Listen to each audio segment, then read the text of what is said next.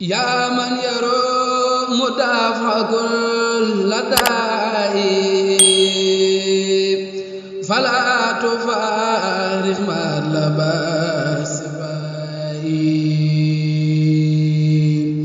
يا من يرى مدافع كل داء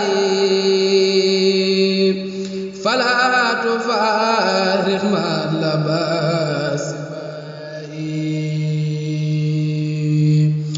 ودوم عليه في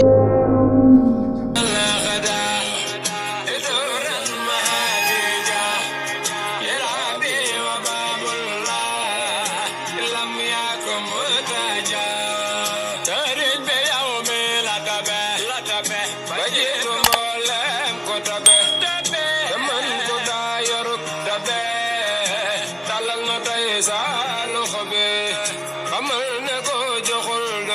do am ngir képp ko fi ci sama